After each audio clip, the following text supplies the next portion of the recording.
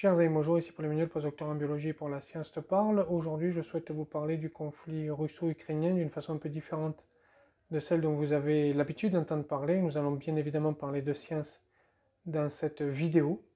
Alors, j'ai vu beaucoup de choses qui passaient sur les réseaux sociaux, et moi j'ai envie de vous lire un texte que je vous ai préparé pour vous parler de la science aussi dans cette crise et de l'importance qu'a la science pour l'avenir. Il n'était pas rare que lorsque le soleil ne se montrait pas timide, je me rendis à pied en centre-ville. Le chemin entre le campus universitaire et la place de Comédie, fort agréable, permet de découvrir une partie du Montpellier historique. Nous étions l'un de ces jours lorsque je fus abordé par une jeune fille déboussolée. Se tenant devant le Crous, fermé à cette heure-ci, elle m'interrogea sur les horaires d'ouverture et m'indiqua qu'elle cherchait un logement étudiant. À cette époque-là de l'année, sa requête me semblait suffisamment étrange pour que je l'interrogeasse à mon tour. Originaire du centre de la France, mineure et non étudiante, elle était arrivée relativement par hasard à Montpellier quelques heures plus tôt. Je n'en sus pas plus, mais assez pour la conduire à un hôtel du centre, lui payer une chambre pour la nuit et lui donner mon numéro, au cas où. Le cas se présenta dès le lendemain, et pratiquement tous les jours les mois qui suivirent. Sa vie n'était que drame. Accro à l'héroïne avant ses 15 ans, elle est mise à la porte par sa mère qui ne la supporte plus. S'ensuivra un an de squat crasseux et de viol sur les routes de l'Hexagone. Pas encore âgée de 17 ans au moment où nos chemins se croisèrent, elle n'avait connu de l'amour que la violence animale des hommes. Blessée, le corps mort, mais l'âme vive, elle tentait désespérément de ne pas couler. Tout en elle était douleur. Elle humait l'air, non pour vivre, mais dans l'attente de sentir l'espoir passer, pour survivre. Au cours de mes études, à cette époque où le temps ne s'effiloche pas dans nos doigts comme un bras trop longtemps porté, j'ai usé les trottoirs montpelliérains, pour diverses raisons. Politiques tout d'abord, humaines par la suite. Des êtres blessés par la vie, des pauvres carcasses humaines essayant de survivre, j'en ai connu. Souvent talentueux, ces humains rejetés par leurs parents, une famille ou par un employeur, se mouraient sous les yeux clos des passants. Je me souviens de cette vieille femme abandonnée de tous, ne pouvant se loger à cause de sa retraite trop maigre, morte, sous le poids de la violence de la rue. Je me souviens de cette pianiste géniale, constamment droguée et sans le sou, qui nous donnait de magistraux concerts sur ce piano posé pour l'usage de tous à la gare. Je me souviens, tant d'autres.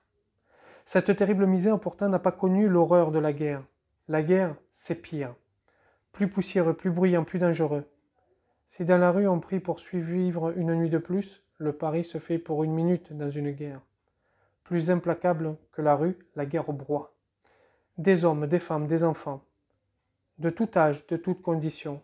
Elle broie, ampute, tue, et seule, sans état d'âme. Des orphelins, le cœur rempli de stupeur puis de haine, naissent à tous les coins de rue.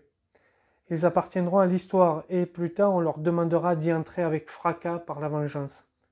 Pour la grandeur, le sang comme gloire, quelle triste destinée. Dans cette guerre qui oppose l'Ukraine et la Russie, je pense aux femmes ukrainiennes qui voient la larme à l'œil et la peur au ventre, leurs maris et leurs enfants prendre les armes pour défendre leur patrie. Leur résistance est héroïque. Certes, mais terrible aussi, car cela allait de tirer sur notre homme. Je me souviens de ces mots de feu le résistant Yves Guéna. Se battre pour son pays, ce n'est pas de la violence, c'est de la grandeur. Terrible sort pour l'Ukraine. Mais je pense aussi aux femmes russes, qui elles aussi ont vu leurs maris et leurs enfants partir faire la guerre chez le voisin. Beaucoup ne reviendront pas. Beaucoup de ces femmes de ces mères russes finiront leur vie en pleurant. Quelle misère, quelle tragédie. Lorsque l'on use de ce mot, guerre, nous ne devons jamais oublier ce qu'il représente. Sacrifice, sang versé, désespoir, horreur. Il n'est pas un mot à agiter par plaisir, par délectation, par ennui. Il est un mot sérieux par les ravages qu'il porte en lui. De cette guerre, je ne connais rien. Je ne connaissais pas la géopolitique de l'Europe de l'Est hier, je ne la connais pas plus aujourd'hui. Certains sont devenus des spécialistes dans la nuit, se forgeant de solides opinions qu'ils brandissent. D'autres, souvent journalistes, nous parlent, la peur faisant vendre, de troisième guerre mondiale. Tant mieux pour eux. Dans ce chaos ambiant, sans être pacifiste, loin s'en faut, je souhaite parler de paix. Dans cette guerre, je n'ai ni opinion ni bannière. Deux peuples frères se massacrent. Je ne suis ni pour l'un, ni pour l'autre, et donc pour les deux. Mon étendard à moi, c'est la science, et la science est pacifique. La science ouvre des ponts entre civilisations par la collaboration des intelligences. Les défis que nous autres humains avons relevés sont nombreux. La science, à l'image de l'évolution créatrice, c'est être compétitive et collaborative. La communauté scientifique se doit de promouvoir la paix par la collaboration de ses membres. Des êtres s'interrogeant ensemble et travaillant de concert aux réponses ne peuvent se faire la guerre. La communauté scientifique a donc un rôle nécessaire et impératif à jouer pour que ces deux pays puissent sereinement reprendre le chemin de la paix.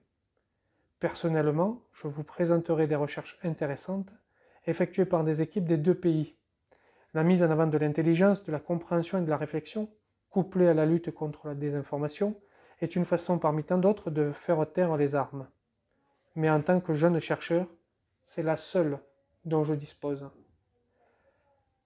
La science, c'est la paix, il faut bien se le dire, et parce que c'est une réalité. Dès lors que des pays collaborent, dès lors que des équipes collaborent, dès lors que des Ukrainiens vont en Russie pour collaborer, dès lors que des Russes viennent en Europe pour collaborer et travailler, on se comprend mieux, on s'entend mieux. Nous avons les mêmes préoccupations qui sont ceux du projet de recherche, et en ce cas, on ne se fait plus la guerre. Je vais féliciter ici Embo qui a, je crois, un très bon projet, un très beau projet d'accueil d'Ukrainiens dans les laboratoires.